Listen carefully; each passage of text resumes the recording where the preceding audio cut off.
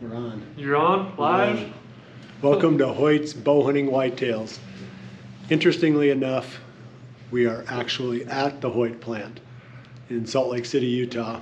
And I've got Jeremy Eldridge and Evan Williams with me. And obviously Jordan's here too. But we're going to get a plant tour.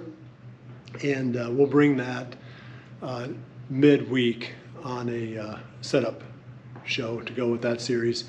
But we're looking forward to that. Jordan's going to, a lot of you have commented that her draw length is too short, and it is. So we drove 18 hours on I-80 from Iowa City to Salt Lake City to get a new module for Jordan's bow.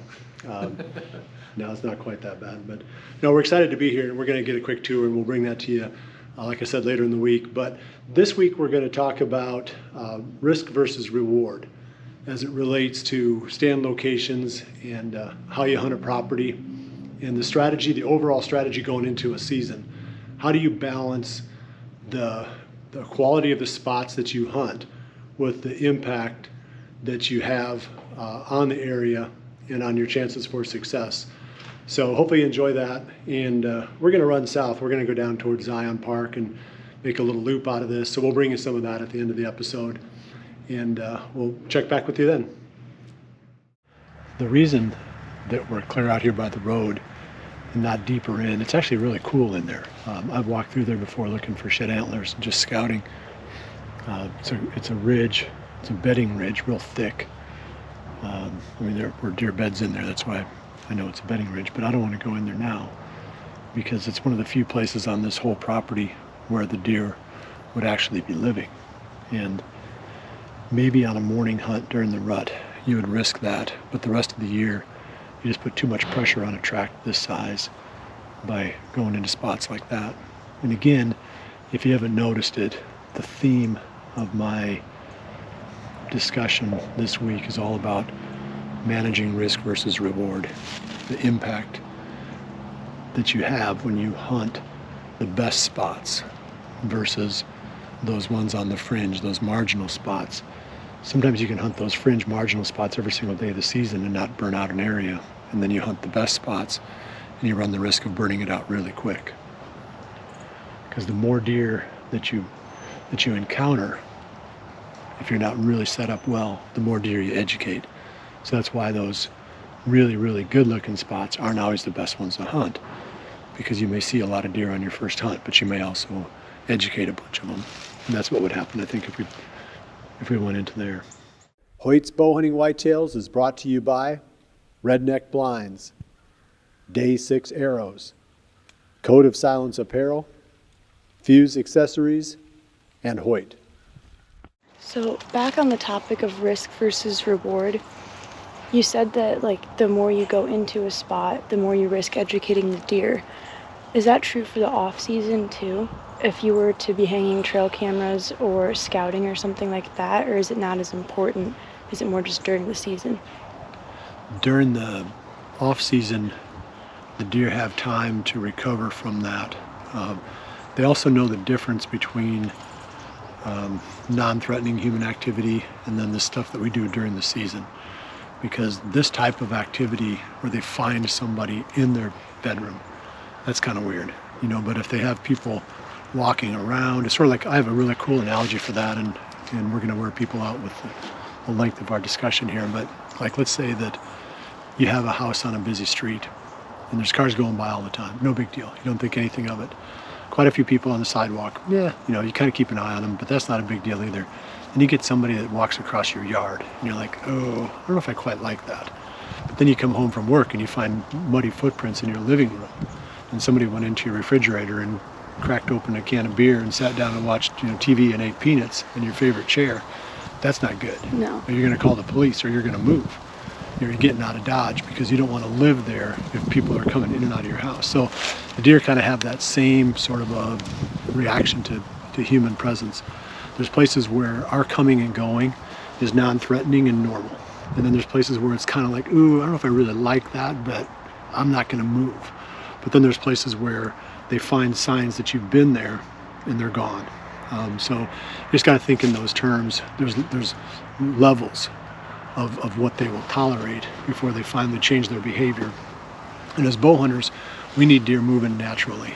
You know, we need daytime movement of deer that are undisturbed. And you don't get that when there's tension, when they're like nervous about a certain spot. They don't move naturally there. They're really careful, or else they only move at night. So that's the whole game that you're playing. So like, to get back to your original question, there's a lot of scouting that you can do. You just have to be the car going by on the highway. Or at worst case, you're the guy walking across the yard. You're not the guy sitting on their favorite chair in their living room drinking their beer. So knowing where they bed and live is really, really important so that you can avoid putting your feet on their coffee table. That's right. Yeah. So that's the key to it is you just have to be fringe. Everything you do is fringing always. Even with trail cameras, I never go in. I'm always on the fringe, places that I can get to really easy with a four-wheeler, ideally. So that's the best way to manage your impact. I mean, there's other ways you can do it if you have to. So let's say you need to get into a bedding area to hang a tree stand, and it's during the season. I mean, if you could hang it a couple weeks in advance, even then I think I would take some additional measures to get the deer out. Biggest thing they don't like is surprises. They don't like having you show up, like step over a little ridge and there you are, and they're like, oh no, where'd that guy come from? You know, they want to hear you coming. So crack the chainsaw, you know, drive the truck up, drive the tractor up, drive the four-wheeler up, slam the doors like our neighbors are doing right now. They're doing it for us. They forgive that a lot quicker than if you just go sneaking in there, crunch, crunch, crunch, crunch, and then they see you and then they run off. Every time they come back, they're going to be looking in that area, you know, for a long time to see if you're still there or what you were doing there. Whereas if you just show up on your four-wheeler, drive right in there and run your chainsaw, cut up a couple of, you know, dead branches and then hang your tree stand, they'll be back that same day and they won't pay any attention.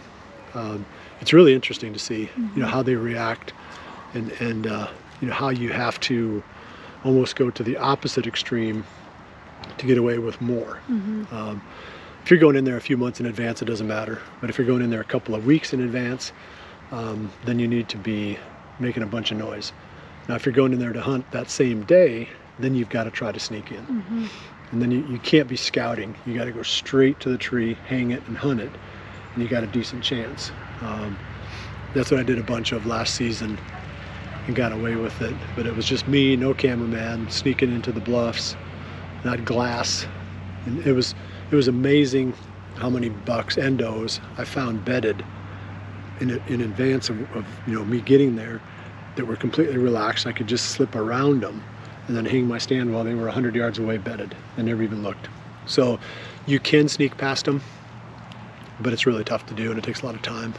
So that's really, you know, the whole crux of scouting is you got to stay out of the sensitive areas. But if you're going to go into those sensitive areas, especially anywhere near the season or during the season, you need to give them every opportunity to leave first. Be the farmer. Makes sense. Yeah. In a similar vein, are the deer more sensitive to human movement at certain times of the year? Like, are there times when you could get away with more that you can't at other times? Or I guess you kind of already answered that with saying, like, when you go in the summer, they've got months to get over it. Yeah. So is it just the amount, does it always take them the same amount of time to get over being spooked? I don't think so. I think they're more wired at the end of the season. If they go through the gun season and then you're hunting them late season, that's a different animal. October whitetails tend to be kind of lackadaisical, you know, early on. They haven't been hunted, they're kind of laid back, the weather's nice, they're kind of chilling, you know, but you get into December and the early part of January, now they've been through a gun season and they've already, you know, potentially been hunted some, maybe run some. It's the slightest little thing that sets them off then, and they're a lot more wary.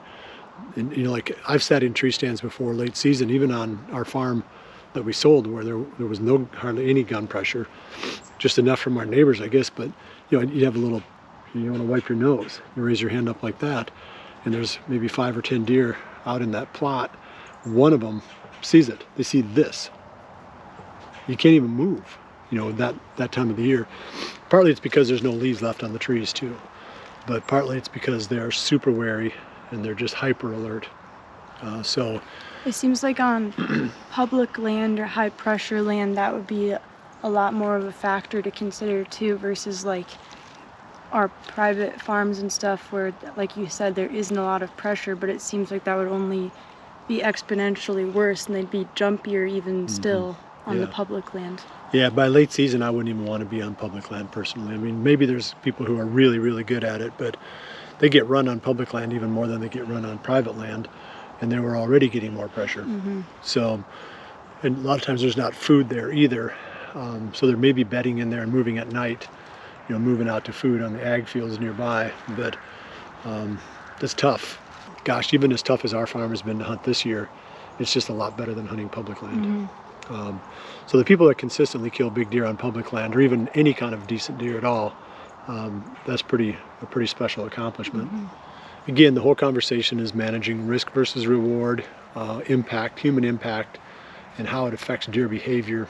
I think we've hit this from a lot of different angles. I'm sure we'll come up with one more before we wrap it up. Yeah. After the Hoyt plant tour, we drove down to southern Utah, and one of our destinations was the Zion National Park.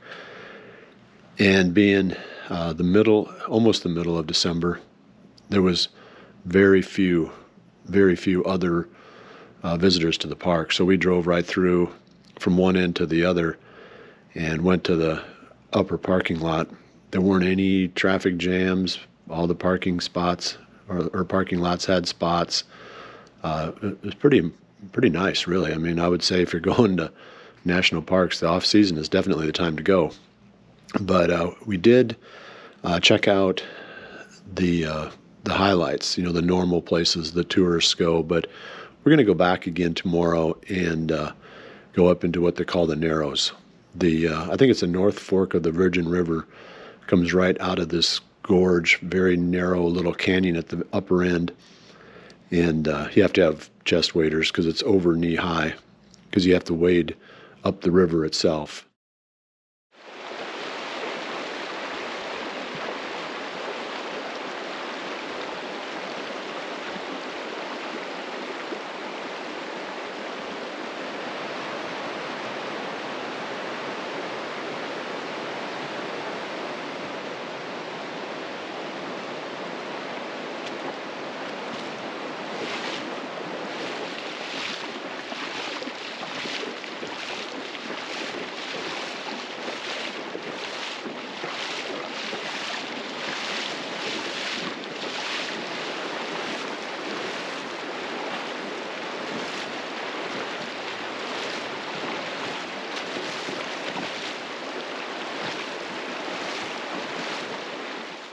I mentioned at the beginning that we were going to go to Zion Park on this trip, and that's where we're at right now. So we're going to wrap up the episode here. Hopefully you picked up a few ideas from this topic of risk versus reward, and I would say during the off season it's a subject worth revisiting. And I think I'm going to pick apart maybe a couple of hunts and look at situations where the opportunity allowed more aggressive hunting, and then some situations where you had to play a lot more conservative, and how that risk versus reward trade-off came into play on different types of hunts. But we'll be back again next week. Let's see, Wednesday we're going to produce the Hoyt plant tour. So please check in a couple of days for that on the setup, and we'll be back again next week. Still waiting on the bow season to start here in Iowa, or back in Iowa. And I don't think they have any whitetails here. I did bring some trail cameras and set them out, hoping for the best, but I'm afraid it's not going to pan out for us on this trip. Next time. So I appreciate you joining us. We'll see you right back here again next week for the next episode of Hoyt's Bowhunting Whitetails. And remember, always dream big. Big. That's big.